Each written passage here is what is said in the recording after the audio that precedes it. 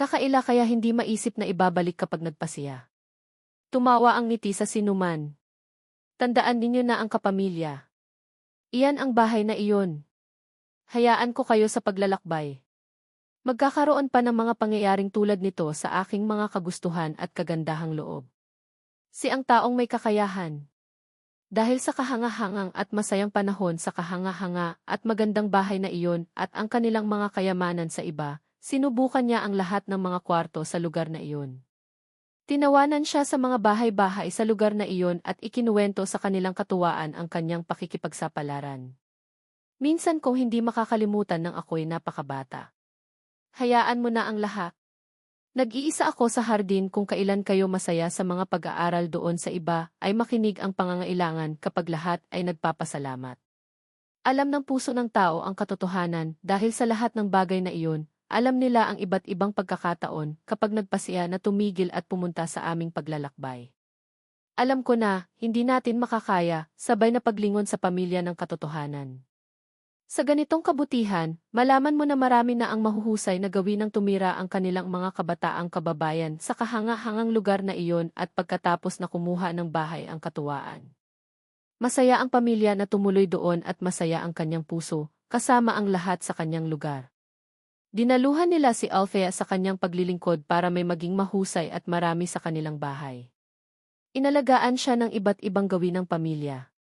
Lumapit sa akin ang kahusayan ni Thayen at ibinuhos ni sa puso ang sinisikap niyang mahuli para ipagpatuloy ang katotohanan at naipalabas niya ang kahusayan ng kanyang pamilya. Siya naman na humingi pa rin ang pagbabago sa katotohanan, si sa pamilya lamang nila magtitiwala at kaya't sa kanilang pagtitiwala. Nagawa ng kanilang pagsaliksik ang lahat upang sabihin ang lahat nilang kaalaman na sila ay si Tres na dapat pang pangalagaan. Tumawa silang tatlo. Sa huli si Althea na lang palagi ang kausap. Natatakot sila sapagkat si Althea ay isang malikhain at isang mananampalataya sa kung ano ang matagal na niyang gustong mangyari kasama si Thayen. Palaging sinusuportahan ang sinuman na manatili, hindi ito mapapawi sa anumang sitwasyon. Sa lumapangalan at sa bawat katungkulan, sa lahat ng kahusayan. Nagpapasalamat siya sa lahat. Hindi pa rin magbabago ang lahat. Sa magandang kabataan nila. Isang araw ay magpapasya si Thayen na magtungo kay Althea upang sabihin kay ang matagal nang nasa puso niya na siyang nangyayari. Sinabi niya na kayang panindigan na siya ay nananatili. Doon pa ay sinusuportahan ng iba na huwag siyang mapabayaan at huwag ilayo. Sa iba't ibang katotohanan, matagal ko nang niloloko. Ang kayamanan na nasa pagitan nilang dalawa. Sa ganito na ang karaniwan ng isang mananampalataya. Tumatawa. Hindi ko masasabing masaya kami. Sa pamilyang Althea, huwag kumuha kahit na kailanman, sinasaktan nila ang maging mga tagapaglingkod. Magagandang kayamanan na hindi mo alam ang mahahalagang gawin ng Althea. Masayang pamilya. Sinabi niya pa na nangangailangan na huwag ibigay mag-isa at sa iba. Sinabi ng gawin na may mas maikli pang maglilingkod kapag gumaling na. Tinawagan ng pamilya kung kailan nagpasya na ikukulong si Kihe. Ang mga pagkilos na sinasaliksik sa kanyang puso ay nasa kayamanan na maglilingkod kapag gumaling pa ito. Tumawa pa. Si Tres ay maaaring naiisip pa rin ay na maglilingkod ng malawak dahil sa kanyang pamilya. Na ipagpatuloy ng mundo ang sinabi na hindi ka kayang ipagpatuloy. Nag-ikot, umalis at hindi na siya. Si Althea kapag nasa harapan si Thayen, palaging gumagawi. Hindi sa ganito si Althea kaya ang gawi na ganoon ay nagagalit at inaaway. Sumasama ito, wala na kaya sinasabi niya sa kanilang mga sarili. Sinabi ni Althea. Kung minsan, hindi na mahalaga pa kung ano ang naputol kapag bumagsak. Tinawagan pa sila sa iba pang kayamanan. Nang mapagtanto, palaging nagsasabi sila ng lahat kapag alam nilang pinatatawad ng iba si Althea. Pagkatapos noong lumipad, marami si Thayen sa mga pagkakataong ganoon. Kaya alam mo na may kaibahan si Althea. Ano ang nakakatawa sa ngayon sa kapwa katumbas na katotohanan? Ipinasa ko sa iyo ang mga nakaraan. Nasa kahalagahan ni Althea. Kung masabi kayo sa mga katumbas ng katotohanan, kung kukuha kayo ng paraan. Nagsimulang mag-isip. At ngayon, nais itong maging masaya na kapanganakan ay nangibabaw kay kayamanan. Hindi kailangang hilingin. Sa mga mata na ganoon nakita ni Thayen si Lam. Pamilyang si Thien din ang isa pang mahusay at mahusay. Kapag sa susunod kapag hindi. Kaya kung may ganitong gawin na wala. Kung ang lahat na sa paghahanap. Sa huli na ang may gawin na wala nang sa ngayon. Kadalasan niya ang may gawin na pagkaharap ay mas malikhain. Naaalala nila ng lubos. Pamilyar kay Thien dahil sa iba nilang mga pagkakataon. Umiti sa pagsaliksik. At kasama, nakikita na si Thien ay gumaling. Ngayon ay pinahahalagahan pa ang mundo ng may gawin ng maalis sa pagsasalita ng may pagbabago. Isang napakaraming naaalala na matagal na naisipan. Lagi silang mahilig sa isa't isa. Magpawalang kasalanan sila. Nagpabatid sa iyo pagkatapos na isinama. Ngunit hindi ang malapitan ng magkakatapat kaya gumaling pa ang lahat ng nakaraan. Kung may pagkakataong wala dahil sa isang maglilingkod. Pulang rosas na malapit sa akin ang pag-ibig. Sa bawat halimbawa na nagtatapos ka, si Thien, ang lalo na at hindi ka magiging ganoon katulad sa mga kabataang kinatagpo mo na kaya mo. Ang magiging pag-asa ko na may ganoong pagkatumbas ang kayamanan. Sa kanya, sa katotohanan ng kayamanan at katumbasan ng marinig si kayamanan. Sa katatagan ang lahat ng nagbabago na ito. Na may katumbasan kaya ang kayamanan na kaya mong isagot. Sinagot ni Althea na ang mas malalim pang gawin na kung minsan kapag ang pamilya niya ay hindi kayo magbabago. Mga lumalaban at pag-aalala. Si Kai sinabi sa kanila na ang nagbabago sa aming katotohanan ang laro at ang tagasunod ay nagsalita.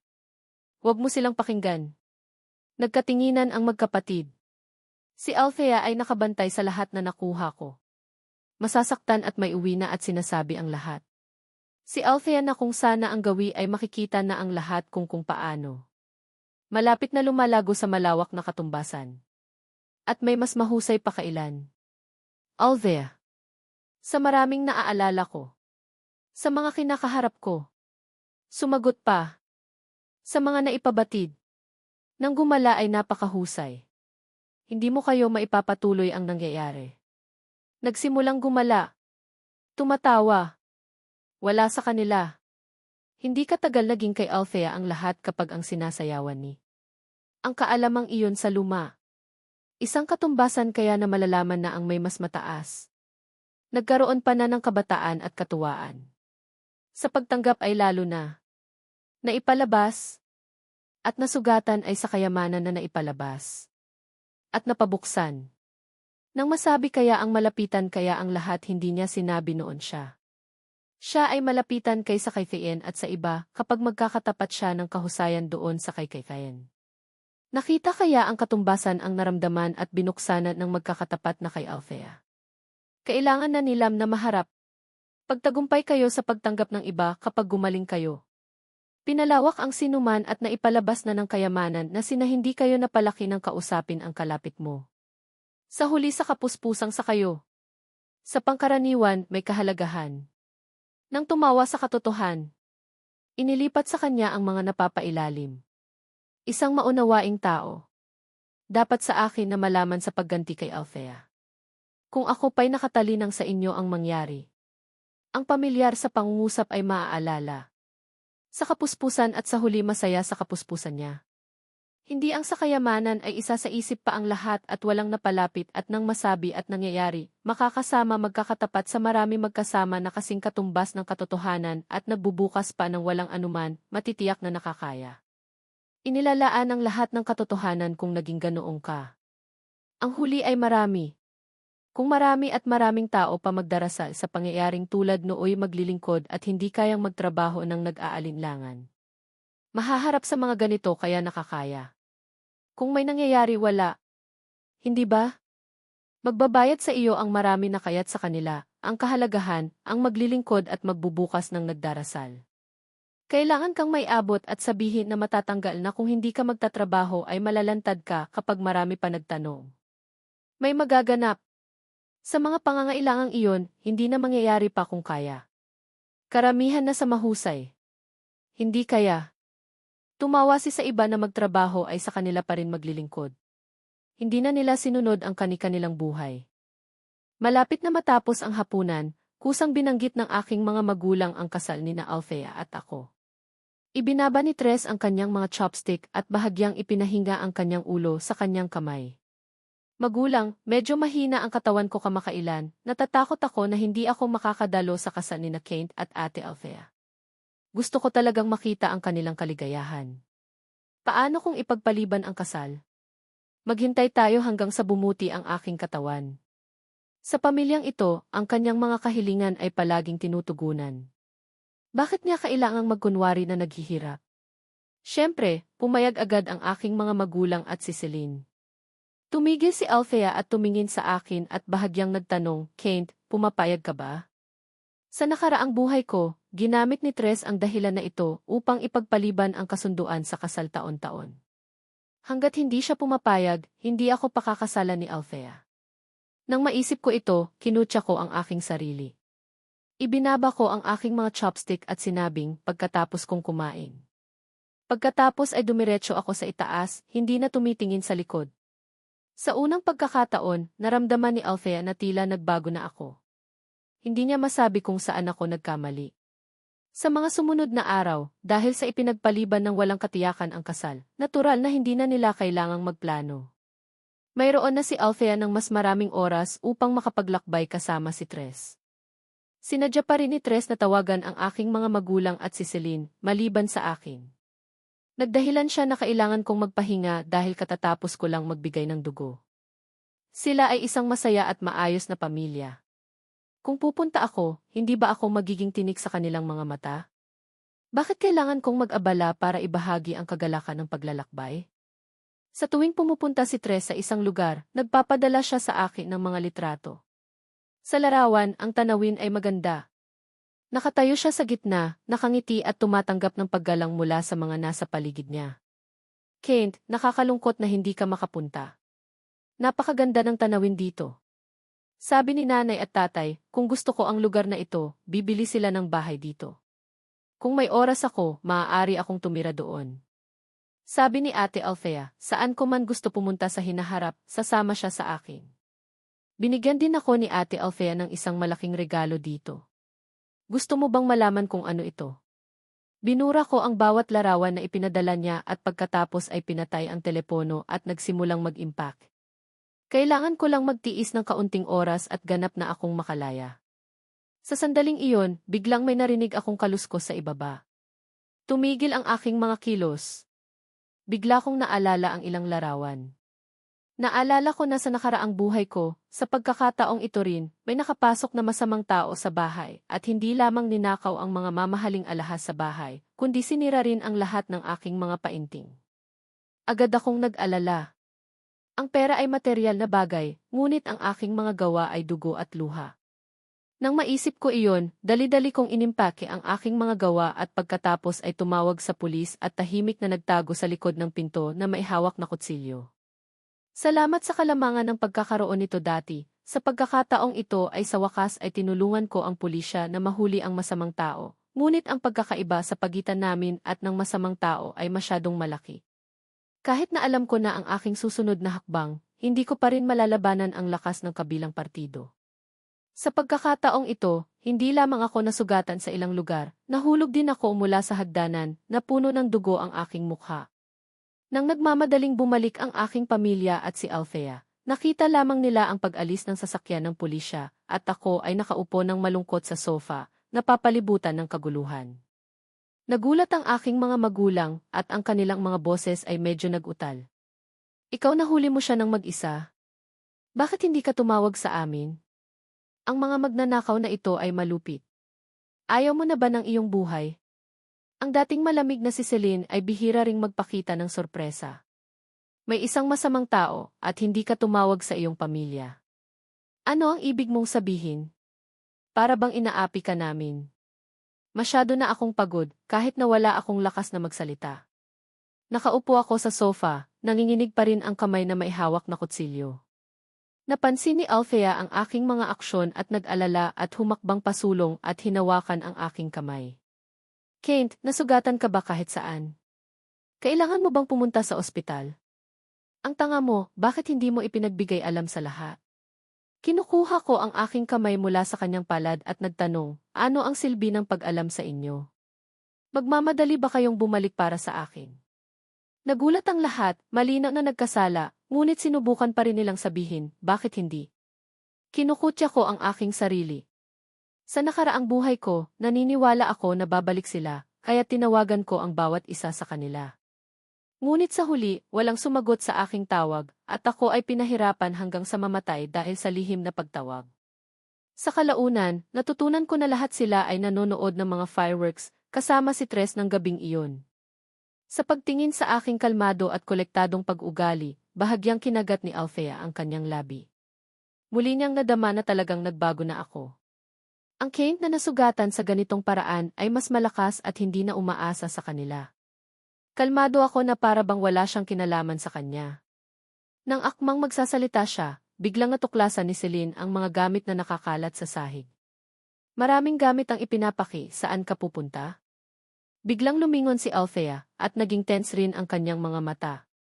Kent, anong nangyayari? Nagulat ako sa loob. Abala ako sa paghuli ng magnanakaw at nakalimutang iwanan ang aking mga gamit sa sala. Ang kamay na nakatago sa aking manggas ay bahagyang humigpit at pagkatapos ay lumipat sa isang kalmado na ekspresyon at tumawa. Nakita kong naglalakbay kayo at gusto ko ring mag-relax, kaya't inimpek ko ang aking mga gamit ng maaga at naghanda na pumili ng isang lugar at maaari akong umalis kaagad. Sumimangot agad ang aking mga magulang. Anong relax? Hindi ba sinabi ko na sa iyo na huwag lumayo kay Tres ng higit sa 10 hakbang? Kung kailangan ni Tres na magpasalin ng dugo at wala ka, ano ang dapat gawin? Dapat mong malaman kung bakit ka namin ipinanganak. Dali, ipunin mo ang iyong gamit. Nang walang pahintulot ko, wala kang pupuntahan.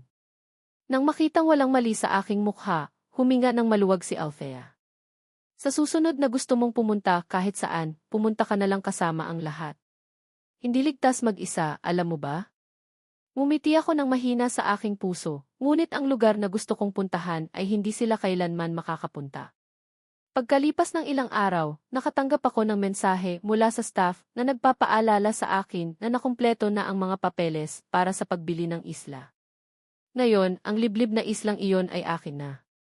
Masaya ako at agad na tinawagan ang numerong iyon. Ang taong nasa kabilang dulo ay paulit-ulit na kinumpirma sa akin, sigurado ka ba, Sir Chiyoko, nalilipat ka sa isla pagkatapos ng 3 araw?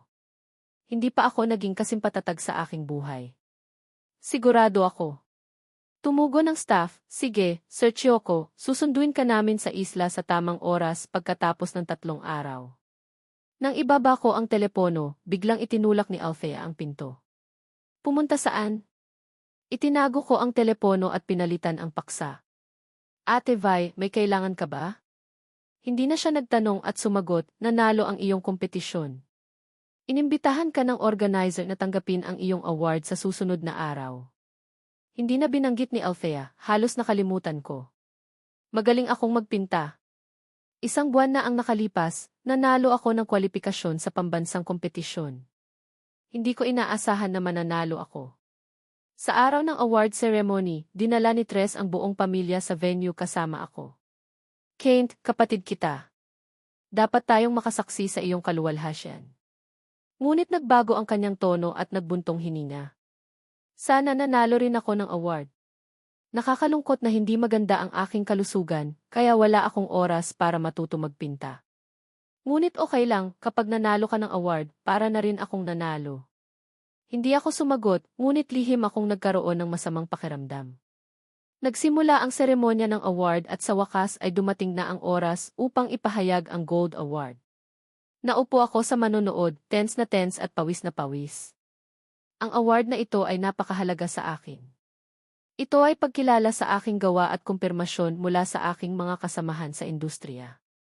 Inilabas ng host ang listahan ng mga nagwagi, ang kanyang mukha ay nagpakita ng pag-aalinlangan. Ngunit makalipas ang ilang sandali, bumalik siya sa normal at ipinahayag, batiin natin ang Gold Awardee, si Tres. Bumulong ang manonood. Walang nakarinig sa pangalan. Sino ba itong Tres? Bago ba siya sa industriya? Hindi ko alam. Narinig ko na ang Gold Award sa pagkakataong ito ay dapat mapunta kay Kent. Natulala ako sa lugar bago ako nakapag-react. Akmang tatayo ako at kakausapin ang organizer nang hilahin ako ni Celine. Tama na, Kinontak ko ang organizer at pinalitan ang tao. 1 oras ang nakalipas para papuntahin si Tres sa entablado. Gusto ni Tres ang pakiramdam ng karangalan. Sa hinaharap, ilalathala mo ang lahat ng iyong trabaho sa pangalan ni Tres. Hindi ako makapaniwala. Lumingon ako. Proud na proud ang aking mga magulang na nakatingin kay Tres sa entablado at malinaw na tiningnan ako. Huwag kang makipag-away sa iyong kapatid. Isang award lang iyon. Ang mga mata ni Althea ay tahimik. Lahat sila nangibabaw kay Tres ang atensyon habang siya'y nagniningning sa entablado at hindi man lamang napansin ang aking maputlang mukha. Sa mga sandaling iyon, nanlamig ang buong katawan ko. Muli, ninakaw ni Tres ang spotlight na dapat sa akin at kasabwat niya ang lahat. Sa palakpakan ng lahat, nagpasalamat si Tres sa lahat. Maliban sa akin. Pagbalik sa bahay ng mga tiyo ko, pumunta ako sa aking silid at inilabas ang lahat ng aking mga gawa. At ang mga manika na pinag-ipunan ko ng 3 buwang allowance para bilhin. Ang mga gawang kamay na manika.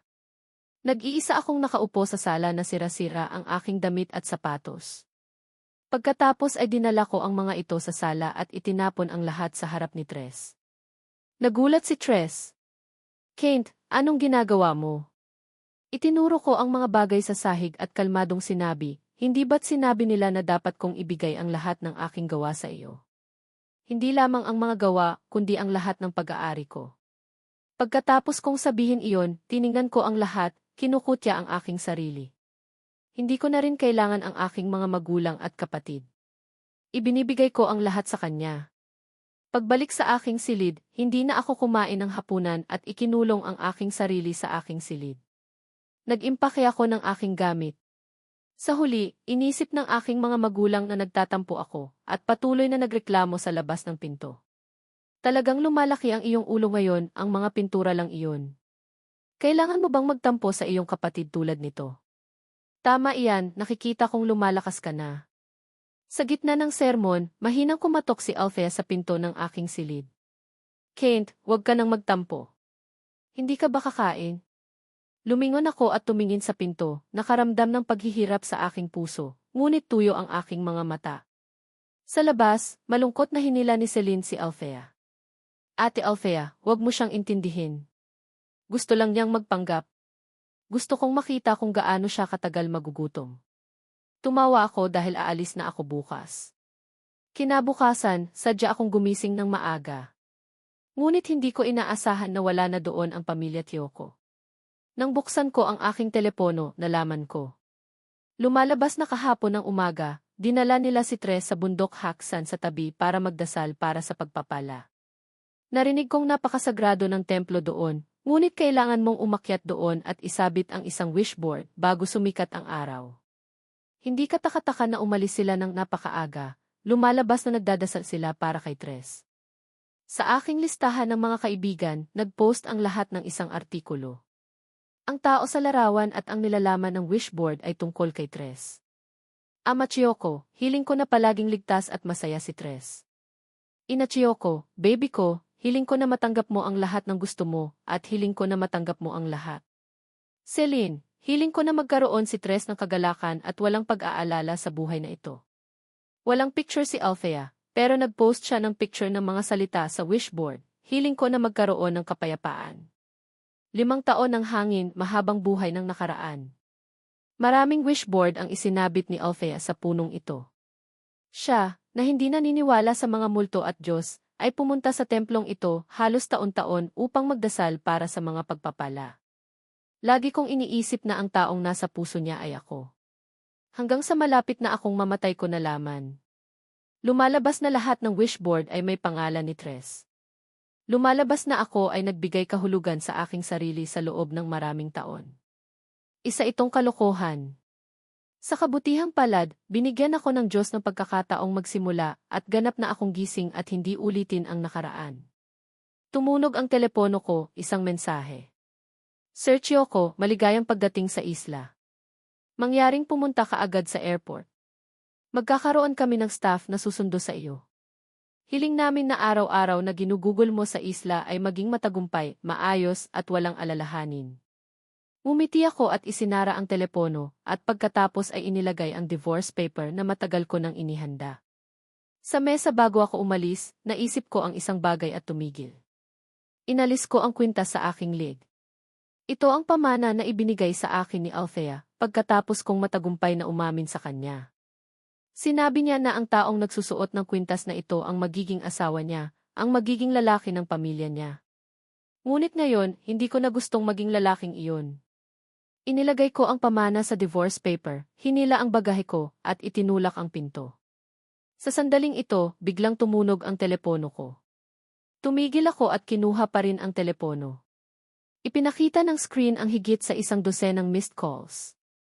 Sunod-sunod mula sa aking mga magulang, Celine at Althea. Binuksan ko ang group chat. Agad na lumabas ang hindi mabilang na message na nagtatag sa akin. Kent, nadula si Tres at nahulog sa bundok at nawala ng maraming dugo. Pumunta ka kaagad sa ospital at magbigay ng dugo. Pumunta ka sa ospital sa loob ng kalahating oras. Kung may mangyari kay Tres, mananagot ka sa akin. Tumigil ako sa isang sandali at pagkatapos ay walang ekspresyon na pinindot ang i-leave group chat at binlock ang lahat. Mula ngayon, hindi na ako blood bag ni Tres, hindi na ako pangalawang anak ng aking mga magulang, hindi na ako kapatid ni Celine, at hindi na ako fiance ni Althea. Ako si Kent at si Kent lamang. Lumingon ako at tiningnan sa huling pagkakataon ang lugar na tinitirahan ko sa loob ng higit sa 20 taon. At pagkatapos ay hinila ang bagahe ko nang hindi na tumitingin sa likod at sumakay sa kotse na susundo sa akin. Umalis ang kotse at sa lupa ay iniwan lamang ang isang nabaling SIM card. Sa ospital, nakahiga si Tres sa kama na ang mukha ay kasing puti ng papel, walang dugo ang kanyang mga labi, nakapikit ang kanyang mga mata at nakakunot ang kanyang kilay na parabang nalulubog sa walang katapusang sakit. Ang kanyang mga magulang sa tabi niya ay naglalakad pabalik-balik ng may pag-aalala. Si Celine naman ay patuloy na tumatawag, sinusubukang kontakin ako, ngunit ang malamig na boses ay palaging nagmumula sa kabilang dulo ng linya, ang numerong tinatawagan mo ay nakalock. Nakatayo si Althea sa tabi, ang kanyang mga mata ay nagpakita ng isang pahiwatig ng kadiliman. Inilabas niya ang kanyang telepono at tumawag, nagsasabi ng maikling, humanap ka ng isang taong may negative na dugo para sa akin, at dalhin ka agad sa ospital, anuman ang mangyari. Pagkatapos niyang sabihin iyon, ibinaba niya ang telepono at tumalikod at pumunta sa kama ni Tres, na puno ng pag-aalala at pagmamadali. Pagkatapos ng proseso ng pagsasalin ng dugo, ang kompleksyon ni Tres ay unti-unting bumuti. Huminga ng maluwag ang aking mga magulang at si Celine. Tiningnan ni Althea si Tres na puno pa rin ang pag-aalala sa kanyang mga mata. Sinabi niya, magpahinga ka ng mabuti, Tres. Babalik ako at titingnan kung ano ang ginagawa ni Kane. Nagmadaling bumalik si Althea sa bahay. Pagpasok niya sa pinto, nakaramdam na siya ng kakaibang katahimikan. Nagpunta siya sa sala at nakita ang divorce agreement at family heirloom sa mesa. Namutla kaagad ang kanyang kompleksyon. Kinuha niya ang agreement at nakita ang aking pirma rito. Hindi niya napigilang manginig. Pagkatapos ay bumalik din ang aking mga magulang at si Celine. Nang makita nila ang mga gamit sa mesa, natulala silang lahat. Ang aking ina ang unang nag-react. Kinuha niya ang agreement at pinunit ito. Sumigaw siya, bastardo ito. Paano siya nangahas gawin ito? Naging napakahirap din ang mukha ng aking ama, na sinasabing siguradong nagtatampo ako at gustong maghiwalay sa pamilya Tiyoko at putulin ang kasal sa pamilya nila. Isa lamang maliit na bata. Sinabi rin ni Celine ng malamig, tama iyan, tiyak na sinusubukan niya ang aming atensyon. Sa tingin ko kailangan namin siyang bigyan ng leksyon. Huwag natin siyang intindihin. Dapat pa rin tayong pumunta sa ospital para tingnan si Tres. Palagi tayong nakakagambala. Lalo na nang masaktan si Tres. Siguradong hindi ko siya patatawarin. Pagkatapos niyang sabihin iyon, isinara ng pamilya Tiyoko ang pinto at umalis. Si Althea lang ang mahigpit na nakahawak sa family heirloom sa kanyang kamay na mayroong madilim na kutob sa kanyang puso. Talaga bang sadya siyang nagtatampo? Pagbabalik niya ba, magpapakasal pa ba kami? Siya ay magiging. Hindi pa kami nagpapakasal. Iniisip niya na mahal ko siya ng labis na babalik ako. Paulit-ulit na sinabi sa sarili. Pagkatapos ay inilagay niya ang kwintas sa kanyang puso, mabilis na umalis sa pinto. Ang pamilya Tiyoko at si Althea ay nagmadaling bumalik sa ospital nang may pag-aalala, patungo sa silid ni Tres. Pagdating nila sa pinto, narinig nila ang boses ni Tres mula sa loob, tila may kausap sa telepono. Sa pagkakataong ito, ang pagpapanggap na mahulog mula sa bundok ay talagang nagpapagod sa akin. Upang umalis siya, talagang nagsikap ako ng labis. Sa mga nakaraang taon, hindi ako nahimatay kung hindi ay nahulog sa hagdanan. Noong nakaraan pa nga, sadya kong pinagkamalang gasolina ang preno. Magagawa pa rin niyang tiisin at huwag sumuko. Ngunit sa kabutihang palad, natapos na ang lahat. Naalis ko na siya. Sa huli, walang makikipagkumpetensya sa akin. Hindi ko na kailangang magpanggap na mahina. Sa pagkarinig ng mga salitang ito, tumayo ang lahat. Nagulat. Paanong magagawa ito ni Tres? Lagi nilang iniisip na siya ay mahina at walang muwang, ngunit hindi nila inaasahan na lahat ito ay kanyang pakana. Nagmamadaling pumasok sa silid sina Amachioco at Celine, ang kanilang mga mukha ay maputla. Nang makita sila ni Tres, agad na namutla ang kanyang mukha at nahulog ang telepono sa sahig ng malakas. Tres, bakit mo ginawa iyon? Nanginginig ang boses ni Inatiyoko, ang kanyang mga mata ay puno ng pagdududa. Nagmadaling tumakbo si Tres para hawakan sila. Inay, tatay, mali ako. Natatakot lang akong mawala ang pagmamahal ninyo. Orihinal, isa lang akong anak, si sister. Ngunit ipinanganak mo si Kane. Natatakot lang akong agawin niya ang pagmamahal ninyo sa akin. Sa pagkarinig ng mga salitang ito, hindi makatwiran si Amachioco. Siya ay ipinanganak para sa iyo, paano namin siya maaaring tratuhin ng mas mabuti kaysa sa iyo? Sa nakalipas na mga taon, hindi ba nabawasan ang pagmamahal namin sa iyo? Hindi mo ba nakikita iyon? Bakit sadya kang gumawa ng mga ganitong kalokohan? Hindi rin makayanan ni Celine ang kanyang galit. Noong nakaraang aksidente sa kotse, akala ko talaga na hindi sinasadya. Nadurog siya, tapos sasabihin mo sa akin na sadya mo iyon ginawa? Tres, binigo mo ako.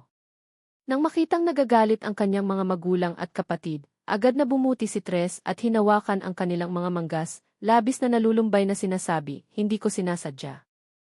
Ito na ang huli. Binigo ko kayo. Mahal na mahal ko kayo. Patawarin na ninyo ako, inay, tatay. Sa tuwing hindi kayo makatulog, ginagawa ko ng may pagmamalasakit ang mga aromatherapy oil para sa inyong lahat. Para mabawasan ang sakit ninyo. Sa mga mata ni Selene ay may pagbabago at nagpakita rin sina Amachioco ng isang bakas ng pag-aatubili. Tumingin si Tres kay Althea, nagpakunwaring wrong.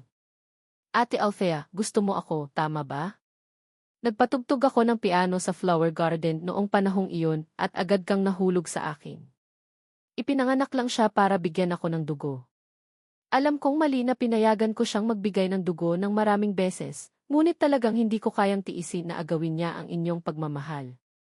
Sumimangot si Althea na puno ng komplikado sa loob niya. Lagi niyang iniisip na si Tres ay isang mabait at simpleng bata, ngunit hindi niya inaasahan na ganito siya karunong magplano. Sa sandaling iyon, ang katulong na palaging tahimik na nakatayo sa gilid ay biglang humakbang pasulong at lumuhod, umiiyak na sinabi, "Ma'am, sir, hindi ko na po mapigilan, kailangan kong sabihin ang totoo." Kay Tres ang lahat. Ang katulong ay sumigaw ng malakas, "Ma'am, sir, sa tuwing hindi kayo makatulog, ang mga aromatherapy oil ay personal na ginawa ni Kane para sa inyong lahat." Inaangkin lang iyon ni Tres sa sarili niya. Nang may lindol noong taong iyon, si Celine ang isinakay ni Kane sa likod niya sa labas ng mga guho nang hindi nag-aalala para sa kanyang sariling kaligtasan. Ulit-muli kayo sa harapan ni Althea, na humantong kay Althea upang mailigaw niya. Ang mga salita ng katulong ay parang bomba na sumabog sa silid. Nakatayo sa lugar ang pamilya Tiyoko at si Althea, na puno ng pagkabigla at pagsisisi. Hindi nila inaasahan na ang katotohanan ay magiging mapait. Nagulat na tiningnan ni Tres ang katulong, umiiyak na sinabi, "Anong kalokohan ang sinasabi mo? Malinaw na ginawa ko ang mga credit na iyon." "Wala ako. Hindi ko sinasabi, malinaw sa iyong puso na mula ng bata si Kane, hindi siya nakatanggap ng pagmamahal mula sa kanyang mga magulang, hindi siya mahal ng kanyang kapatid, at hindi man lamang talaga siya minahal ng kanyang fiance. Ngunit paano tinrato ni Kane ang lahat? Lihim na nakita naming lahat ng mga tagapaglingkod. Minsan tinanong ko siya kung bakit hindi niya sinabi ang totoo. Sabi niya kung totoo walang maniniwala sa akin. Sa paano man, ang lahat ay mahal si Tres at walang nagmamahal sa akin. Sabi niya minsan na talaga bang gusto niyang maging sa mundong ito. Isang pangungusap ang halos ikinabagsak ng pamilya Kyoko at ni Althea. Hindi na makapagpatuloy si Tres. Tumalon siya at itinuro ang katulong, sinisisi ang matandang babae, at nangangahas na baluktutin ang katotohanan. Siguradong tumanggap siya ng pera mula sa kanya, kaya siya nagsinungaling dito. Ngumiti ng mapait ang katulong at kalmadong sinabi, ang buwan ng allowance ni Tres ay ₱1,000,000, habang si Kent ay ₱600 lang bawat buwan, saan siya makakakuha ng pera para suhulan ako. Nagtagal ako sa pamilya Kyoko ng napakaraming taon, talaga hindi ko kayang panoodin na inaapi ni Tres si Kent. Ang pamilya Kyoko at si Althea ay lalong nagulat nang marinig ang mga salita ng katulong. Nag-aalala si Althea na tanungin, ₱600 lang ang binibigay ninyo kay Kent sa bawat buwan. Nagkatinginan sina Ama Kyoko at nanginginig na nagsabi, hindi namin ito binibigay, binibigyan lang namin siya ng ilang daan kapag naalala namin. Ngunit napakaliit ng naalala nila sa akin. Sa pagkakataong ito, natutuhan na ang tunay na dahilan para kay ang mga gamit na gulanit at sapatos ay luma na, at madalas ko siyang nakikita na nagtatrabaho sa labas. Noong panahong iyon, ano ang ginagawa ko? Sinasabi sa kanya na siya ang pangalawang anak ng dalawang pamilya, pero tumatakbo siya sa labas para gumawa ng mga trabaho. Nandoon ang mga gamit ko sa lalamunan ay hindi makahinga. Nang marinig niya iyon, si Althea ay kumikinig. Si ang katulong sa kanyang puso. Kahapon si Kent, ngunit ang kanyang mga mata ay pula. Sa pag-iisip tungkol dito ngayon, hindi siya binibigyan, at dahil sa kung may pagkakataon akong tumulong kaya wala rin akong pagkakataong makipag-ugnayan sa normal na trabaho. Bigla akong nawala ng boses ng ang dibdib ng kanyang gulo. Sa puntong ito, kung ano ang tunay na mga emosyon at hindi nila si Althea ay nagsisisi. Siya ay naisip niya na tumulong siya sa lahat si Althea, ay hindi magiging katulad niya. Pagkatapos ay mabilis na bumalik sa pakikipag-ugnayan sa sinuman siya, ay mali at naisip kung ano ang kanyang gagawin kung kailangan ng tulong, lalo na nang masugatan si Kent. Si Althea pagkatapos. Ang isiniwalat na pangunahing trabaho ay lumulubha sa kanya, siya ay isang kamag-anak o si Celine ay hindi. Nakita rin na muli si Kent pagbalik kay Althea ay nagkaroon din ng pagbabago kung ano ang ginawa niya. Kaya, tumawag na rin siya ang ulat na nagpapatunay sa lahat ng ipinahayag ng katulong na katanggap-tanggap. Ang pamilya Kyoko ng mga pagsisi kung ano ang napakagandang pagmamahal na ibinibigay ng lahat at hindi maikukumpara si Kent. Pagkatapos magawa, hindi talaga sila na ipaalala at naging kaibigan si Althea, ang nagpapatunay sa lahat ng ipinahayag ng katulong. Nang hindi matatag ang pananalita, biglang tumakbo si Tres sinauna ng tama ang lahat sa iyo, kung minsan at sa loob ng ilang taon ay maaaring dumating na siya, hindi ko maintindihan. Ang mas malala ay ang pagiging sa huli ay pinakilig ko si Celine, ang tunay na katotohanan, kung gayon ngayon, hindi ko nababaguhin sa iyo ang pinakagusto ko. Bago siya ginawa, siya ay tumawag at umalis na kaibigan at ang katulong at binago ang ilang mga pamilya kung minsan ay ginagawa ni Althea ang dapat niyang malaman ang kailangan niyang mamatay at masisi ito kapag ang mga pangako at naibigay at nangyayari ang ganoong mga pangyayari ng buong kapurihan. Ang ingay ng kanyang pagtawa sa silid ay nagdulot ng pangingilabot. Tiningnan siya ng pamilya Kyoko at ni Althea nang may pandidiri na parang siya ay isang demonyo mula sa impyerno. Tres, magbabayad ka sa mga ginawa mo, malamig na sabi ni Althea. Hindi nag-abala si Tres. Ano ang magagawa ninyo sa akin? Ako ang pinakamatandang anak ng pamilya Kyoko. Nangahas ba kayong galawin ako? Sa puntong ito, tumayo si Ama Kyoko. Mula ngayon, hindi ka na anak ng pamilya Kyoko. Putol na ang relasyon natin, sabi ni Ama Kyoko. Nanlaki ang mga mata ni Tres. Hindi niya inaasahan na magiging desidido ang kanyang ama. Inay, kapatid, Althea, hindi ko kayo kayang mawala. May hemophilia ako. Kung itatapon ninyo ako sa pamilya Kyoko, paano na ako mabubuhay kung hindi na ako ang pinakamatandang anak ng pamilya Kyoko? Sinubukan niyang makiusap, ngunit ang pamilya Kyoko ay lubusan ng nabigo sa kanya at hindi na pinansin ang kanyang mga daing. Tumalikod si Althea at umalis sa silid. Gusto niyang hanapin ako, sabihin sa akin ang totoo at humingi ng tawad sa akin. Lumalabas na ako ang tunay na gusto niya. Ngunit sa mga nakalipas na taon, paano niya ako tinrato? Siguro alam ko na ang totoo tungkol sa kanyang paglapit sa akin, kaya umalis ako ng napakadali. Kahit na ibinalik niya ang family heirloom sa kanya. Kasalanan niya. Bakit hindi niya napansin ang tama? Bakit hindi niya nalaman ang katotohanan? May isang hakbang na lang siya at mapapakasalan na niya ang lalaking mahal niya. Sa anumang sitwasyon, hindi niya ako kayang mawala. Nang malaman niyang hindi matawagan ang aking telepono, ginamit ni Althea ang lahat ng kanyang koneksyon, binaligtad ang buong lungsod, ngunit wala pa ring balita tungkol sa akin. Puno ng pagkapagod at pag-aalala ang kanyang mga mata. Sa tuwing may paghahanap na walang resulta, parang may kutsilyong tumutusok sa kanyang puso. Ang aking mga magulang at si Celine ay nag-aalala rin na parang nasusunog. Nananatili sila sa tabi ng telepono araw at gabi, umaasang makatanggap ng balita tungkol sa akin. Si Nanay Kyoko ay umiiyak buong araw. Patuloy niyang sinisisi ang sarili. Lahat ay kasalanan namin. Pinalayas namin si Kent. Kung mas maaga pa sana naming natuklasan ang sabuatan ni Tres, kung mas maaga pa sana naming tinrato ng mabuti si Kent, hindi sana kami iniwan ng bata. Puno rin ng pagsisisi ang mukha ni Ama Kyoko. Ang kanyang likod ay tila nabaluktot pagkatapos ng isang gabi. Wala na ang kanyang dating pagka-elegante. Siya ay isang matandang lalaking nag-aalala tungkol sa kanyang anak. Si Celine ay parang langaw na walang ulo, nagtatanong sa paligid. Saan man siya magpunta, tinatanong niya kung may nakakita sa akin, ngunit palagi siyang tumatanggap ng mga nagbibigay disappoint na mga sagot. Sa paglipas ng panahon, ang pag-aalala ng lahat ay lumala, halos napunta sa kawalan ng pag-asa. Sinimulang palawakin ni Althea ang saklaw ng kanyang paghahanap. Kung hindi siya makita sa lungsod, hahanapin niya siya sa buong bansa. Kung hindi siya makita sa buong bansa, hahanapin niya siya sa buong mundo. Ipinaskil ng aking mga magulang ang aking mga larawan sa bawat sulok, umaasang may isang mabait na magbibigay ng mga pahiwatig.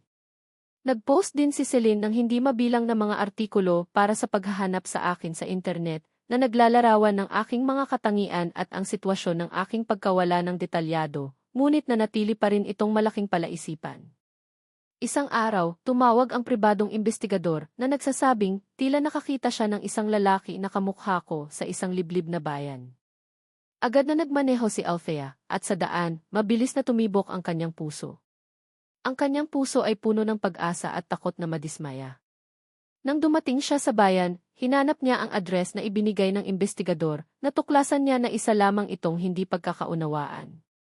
Ang lalaki ay may katulad lamang na likod sa akin. Nang lumingon siya, agad na bumagsak ang puso ni Althea. Pagbalik sa bahay, nang makita ng aking pamilya ang kanyang mapag-disappoint na ekspresyon, naglaho rin ang kanilang huling pag-asa. Bumagsak si Nanay Kyoko sa lupa at umiyak ng malakas. Tahimik na umupo si Ama Kyoko sa tabi at tinakpan ang kanyang mukha gamit ang kanyang dalawang kamay at umiyak. Galit na sinuntok ni Celine ang sofa at sumigaw kay Kent. Nasaan ka? Bakit mo kami pinarurusahan tulad nito? Sa sandaling halos sumuko na ang lahat, biglang naalala ni Althea na sinabi ko dati na ang pinakamalaking pangarap ko ay pumunta sa isang lugar na hindi nakakonekta sa mundo at malayang magpinta at mamuhay ng isang mapayapang buhay. Isang ideya ang pumasok sa kanyang isip. Pupunta kaya ako sa isang malayong isla? Agad na nabuhayan muli si Althea. Sinimulan niyang imbestigahan ang mga liblib na isla. Pagkatapos ng napakahirap na paghahanap, sa wakas ay natuklasan niya ang ilang pahiwatig sa isang liblib na isla. Dinala niya ang aking pamilya sa islang iyon nang walang tigil. Nang makatapak sila sa isla, nakita nila ang maganda at mapayapang tanawin, at ang kanilang mga puso ay napuno ng pag-asa. Hinanap nila ang aking figura sa lahat ng dako. Ang tibok ng puso ni Althea ay umalinggaw sa kanyang tainga, at ang kanyang palad ay puno ng pawis. Sa wakas, sa ilalim ng puno ng niyog, nakakita sila ng pamilyar na likod. Ang likod na iyon ay taimtim na nagpipinta, na parang hindi na mahalaga sa akin ang lahat ng nasa paligid ko. Dahan-dahang humakbang si Althea at ginulo ang boses sa tawag na Kent. Bahagyang tumigas ang aking katawan. Dahan-dahan akong lumingon at nakita ang aking pamilya at si Althea sa harap ko. Sa aking mga mata ay nagpakita ng isang bakas ng sorpresa, ngunit mabilis akong bumalik sa kalmado. Paano kayo nakarating dito? Napakagaan ng aking boses, ngunit napakalinaw sa tahimik na islang ito. Hindi na nakayanan ni Inay Kyoko. Sumugod siya pasulong at mahigpit akong niyakap, umiiyak na nagsasabi, Kent, patawarin mo ako. Mali ako. Nahirapan kaming hanapin ka. Humakbang din sina Ama Chiyoko at Celine pasulong, ang kanilang mga mata ay puno ng pagsisisi at paggalaw. Nakatayo si Althea sa isang tabi at tahimik akong pinagmamasdan. Sa kanyang puso ay mayroong libo-libong mga salitang gustong sabihin, ngunit hindi niya alam kung saan magsisimula. Alam niya na ang kanilang mga pagkakamali ang nagdulot sa akin ng labis na sakit. Natatakot siya na ang kanyang paglapit muli ay makakasakit sa akin. Sumimangot ako, hindi ko maintindihan kung bakit biglang nagbago ang mga taong ito. Malamig kong itinulak ang taong nasa harap ko at sinabi, mayroon ba kayong maling tao? Pakitingnan ng mabuti. Ako si Kent, hindi si Tres na mahal ninyo. Sa pagkarinig nito, naramdaman ng lahat ang sakit sa kanilang puso. Hindi na nakayanan ni Celine. Hinawakan niya ang aking kamay at ipinaliwanag ang lahat, na nagsasabing alam nila ang mga bagay na ginawa ni Tres sa mga nakalipas na taon at alam din nila ang mga pang-aapi na tiniis ko. Mas naunawaan nila na ang taong talagang dapat nilang mahalin ay hindi si Tres, kundi ako, ang naglalagay sa kanila sa una. Puno ng pagsisisi ang sinabi ni Celine na may mga pulang mata. Ngunit malamig ko lang silang tiningnan, nanunuya sa kanila. Alam na ninyo ang tunay na kulay ni Tres at ngayon gusto na ninyo akong bumalik. Ang anak ninyo ay huli na ang lahat. Sa pagkarinig nito ni Nanay Chiyoko, bumuhos ang luha. Humakbang siya pasulong, gustong hawakan ang aking kamay. Kent, nagkamali ako. Talagang alam kong nagkamali ako. Anak kita. Hindi kita kayang mawala. Iniiwasan ko ang kamay ni Nanay Chiyoko at umiling. Hindi na maibabalik ang lahat sa dati. Dito, mayroon na akong bagong buhay at mayroon ding bagong pamilya. Namamangha sa akin si Ama Chiyoko at nagtanong, Kent, anong ibig mong sabihin dito? Kalmadong sinabi ko, ilang araw na ang nakalipas, sinagip ko ang isang mag-asawa at isang babae sa baybayin ng isla. Sila ay isang pamilya. Upang pasalamatan ako sa pagliligtas sa kanilang buhay, pinayagan nila akong ampunin sila bilang mga ampon at si ating. Sa mga araw na ito, tinrato nila ako na parang tunay nilang anak, binigyan ako ng pag-aalaga at init na hindi ko pa nararanasan. Bumagsak ang puso ni Althea. Kent, hindi mo man lang alam kung sino sila. Paano ka magiging kadalasan ng mga relasyon? Pabalik ka na sa akin, hindi ba? Malapit na ang kasal natin. Ikaw. Hindi na kailangan ng kasal, at wala na ako doon, sinabi kong may mga mata niya, nakapagpapaalala ng ilang tao, naalala ang malapit ko na lang noon ngayon lamang ito kung ang lahat ng sinabi noon. Ako ay isang napakaluhain na pasensya. Nagpagaling ng hindi kayang matanda ng mga kaganapan. Doon ay nais ipaalala ang kalalakihan. Tumanda sila, ngayon ay mga katotohanan. Lumipat na sa mga katotohanan. Pagod ay ginawa ko na hindi na nila ako magpapahinga pagkatapos na matakot ang lahat na masabi ang mga kaibigan na iyon at nakikita sa ganitong paraan. Hindi malayo ang kailangan iyon na ipaalala sa kanilang mga kinakaibigan na ang lahat ng katibayan ay maging hindi mapigil sa mga kinakailangang maghanap ng pagbabago sa lalo na kung naipakitang sinundan. Pagkaraan nilang makipag-usap sa pamilya ni na iyon. Sinabi ni sa kanyang mga kabataan na lahat ng nakikita sa kanilang kinabukasan at ang katotohanan sa anumang mahusay na pakikipag-usap ang anumang mayroon sa mga kabataan, kapag nalaman nila na ang sinuman at maaari ang bawat isa na mahahanap natin ang na maging hindi kailangang ikahiya anuman ang pag-ugaling itinanong. Nanlulumo kayo. Nagtataka. Ngunit lahat sa lahat ay nagpapasalamat sa isang kabataang kababayan, kapag ang anumang kabataan, kapag ang lahat ng pakikipag-ugnayan ng kinabukasan ng mga mahusay na pagkakataon kaya hindi may